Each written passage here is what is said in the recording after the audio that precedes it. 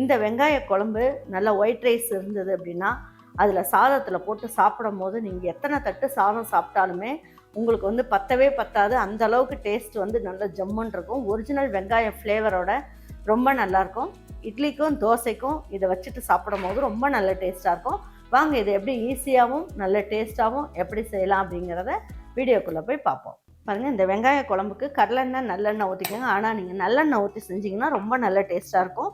இந்த வெங்காய குழம்பை பொறுத்த வரைக்கும் எண்ணெய் கொஞ்சம் கூடுதலாக ஊற்றிக்கோங்க. அப்போ வந்து நீங்கள் 4 படை வச்சு சாப்பிட்டாலுமே ரொம்ப நல்லாயிருக்கும். இதில் ஒரு 3 டேபிள் ஸ்பூன் அளவுக்கு நல்லெண்ணெய் ஊற்றிருக்கேன். இப்போ ஒரு 1/4 ஸ்பூன் அளவுக்கு கடுகு சேர்த்துக்கலாம். இது வந்து ஒரு 2 பிஞ்ச் அளவுக்கு வெந்தயம், ஒரு 10 மிளகு முழுசாக போட்டுக்கலாம். அப்போ தான் குழம்புல அங்கங்கே முதக்கும் போது ரொம்ப நல்லாயிருக்கும். இப்போ ஒரு இனுக்கு மட்டும் கருவேப்பிலை போட்டுக்குவோம். மீதி இருக்கிறத ஃபைனலாக நம்ம தூவி விட்டுக்கலாம். இந்த குழம்புக்கு வெங்காயம் வந்து முழுசாக போட்டுக்கலாம். ஒரு 2 கைப்பிடி அளவுக்கு, அதாவது இந்த மாதிரி எடுத்திங்கன்னா 2 கை அளவுக்கு எடுத்துக்கோங்க.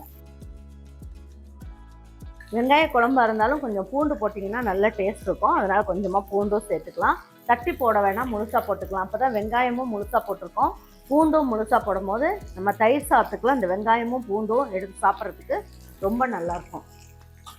பாருங்கள், ஒரு 1/4 சிட்டிகை அளவுக்கு மஞ்சள் தூள் சேர்த்துக்குவோம். இந்த குழம்புக்கு தேவையான அளவுக்கு உப்பு சேர்த்துக்கலாம்.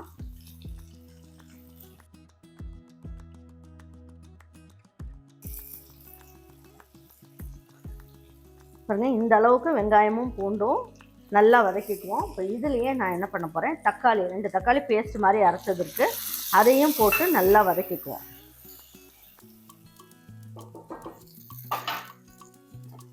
பாருங்கள், ஒரு 1/4 ஸ்பூன் அளவுக்கு பெருங்காயம் போட்டுக்கலாம், குருணை பெருங்காயம். இதையும் சேர்த்துக்குவோம். எல்லாம் சேர்ந்து வதங்கும் போது ரொம்ப நல்லாயிருக்கும். இதோட பச்சை வாசம் போகணும், தக்காளியோட பச்சை வாசம், அதனால் நல்லா வதக்கிக்குவோம். தேவையான அளவுக்கு குழம்பு மிளகாய்த்தூள் நான் சேர்க்க போகிறேன். இந்த ஸ்பூனில் 2 ஸ்பூன் அளவுக்கு சேர்த்துக்கலாம். நீங்கள் வந்து ரெட் சில்லி பவுடர் மல்லித்தூள் சேர்க்குற மாதிரி இருந்தால், காரமாக இருக்க மிளகாயாக இருந்தால் 1/2 ஸ்பூன் அளவுக்கு சேர்த்துக்குங்க. காரம் கம்மியாக இருந்ததுன்னா 3/4 ஸ்பூன் அளவுக்கு ரெட் சில்லி பவுடர் போட்டுட்டு 2 ஸ்பூன் அளவுக்கு மல்லித்தூள் சேர்த்துக்குங்க. நான் இப்போ இதில் 2 ஸ்பூன் அளவுக்கு குழம்பு மிளகாய்த்தூள் சேர்க்க போகிறேன். இது கொஞ்சம் சுருக்குன்னு இருந்தால் நல்ல டேஸ்ட் கிடைக்கும். அதுக்காக நல்லா இந்த அளவுக்கு போட்டு நல்லா வதக்கிக்கலாம். இப்போ இதோட பச்சை மணம் போயிடும், அதுக்காக இந்த மாதிரி போட்டுக்கலாம். இப்போது இந்த குழம்புக்கு தேவையான அளவுக்கு தண்ணி ஊற்றிக்கலாம். 1 டம்ளர் அளவுக்கு ஊற்றிக்கலாம்.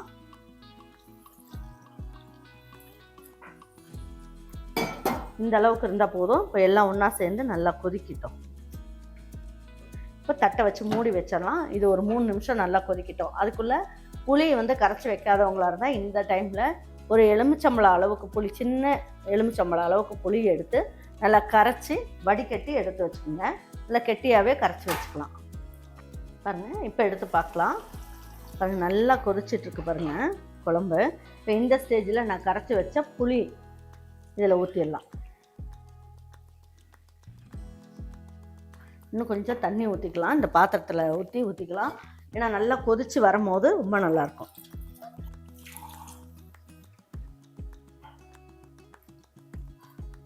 நல்லா ஒரு 3 கட்டி அளவுக்கு வெல்லம் சேர்த்துக்குங்க. அப்போ ரொம்ப நல்லாயிருக்கும் டேஸ்ட்டு. இந்த அளவுக்கு வெல்லம் சேர்த்துக்கலாம். சேர்த்துட்டு நல்லா கொதிக்க விட்டுடலாம். அப்புறம் எண்ணெயெல்லாம் பிரிஞ்சு குழம்பு இன்னும் கொஞ்சம் திக்காகி நல்லாயிருக்கும். இந்த அளவுக்கு தண்ணி ஊற்றுங்க. அப்போ தான் எல்லாம் ஒன்றா சேர்ந்து கொதித்து வேகும் போது டேஸ்ட் வேறு லெவலில் இருக்கும். மீடியம் ஃப்ளேம் வச்சிடலாம். அதாவது இந்த வெங்காய புளிக்குழம்பு, அதுக்கப்புறம் சாம்பார் சாதம், ரசம் சாதம், இது எல்லாத்துக்குமே பார்த்திங்கன்னா மிளகு அப்பளம், ஜீரக அப்பளம், நார்மல் அப்பளம், அதுக்கப்புறம் பூண்டு அப்பளம், இதெல்லாமே சேர்த்து நீங்கள் செய்யும் போது தொட்டுக்கிறதுக்கு வேறு எதுவுமே வேண்டாம். இது இருந்தாலே போதும். இன்றைக்கி நான் உங்களுக்கு வந்து மிளகு அப்பளமும் ஜீரக அப்பளமும் பொரிச்சு காட்டுறேன்.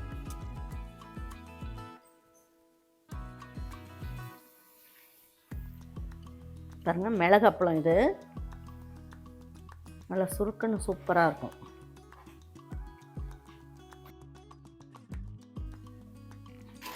இவ்வளோ நேரம் பொரிச்சது மிளகு அப்பளம். இது பாருங்கள் ஜீரக அப்பளம்.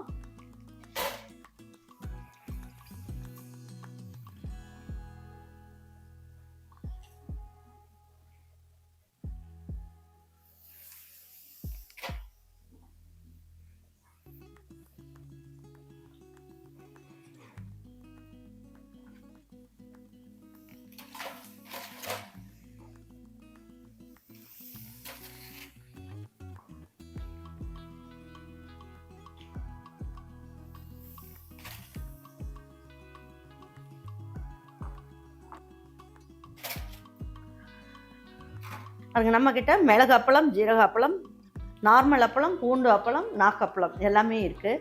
இது எல்லாமே புளிக்குழம்பு, வத்தக்குழம்பு, அதுக்கப்புறமா ரசம் சாதம், சாம்பார் சாதம் இது எல்லாத்துக்குமே நல்லாயிருக்கும்.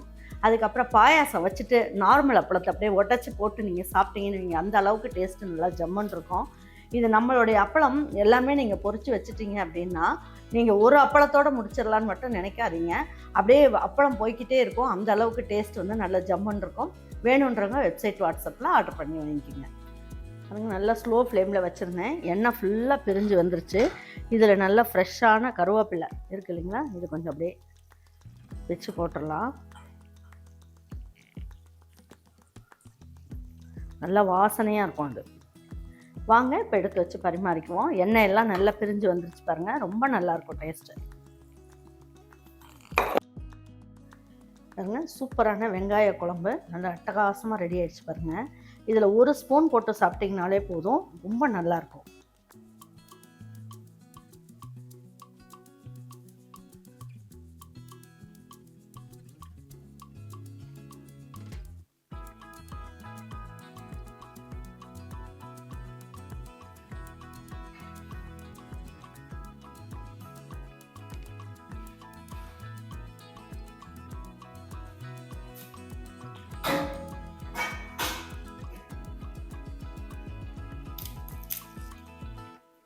பாருங்கள், இந்த மாதிரி வெங்காய குழம்பு உங்கள் வீட்டில் இருக்கவங்களுக்கு நீங்கள் செஞ்சு கொடுங்க.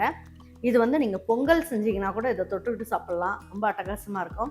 அதே நேரத்தில் இது வந்து பார்த்திங்கன்னா இட்லிக்கு சுட சுட பஞ்சு மாதிரி இட்லி செஞ்சுக்குங்க, ஊத்தாப்பா செஞ்சுக்குங்க, சாதம் எது வேணாலும் இதுக்கு ஒரு பெஸ்ட் காம்பினேஷன், ரொம்ப நல்லாயிருக்கும். கண்டிப்பாக நீங்கள் இதை ட்ரை பண்ணி பாருங்கள். ட்ரை பண்ணி பார்த்துட்டு உங்கள் வீட்டில் இருக்கவங்களுக்கு பிடிச்சிருந்ததுன்னா லைக் பண்ணுங்கள், ஷேர் பண்ணுங்கள், சப்ஸ்கிரைப் பண்ணுங்கள், மறந்துடாமல் கமெண்ட்ஸ் பண்ணுங்கள். தேங்க்யூ ஃபார் வாட்சிங் ஈரோடு அம்மாச்சி சமையல். தேங்க்யூ.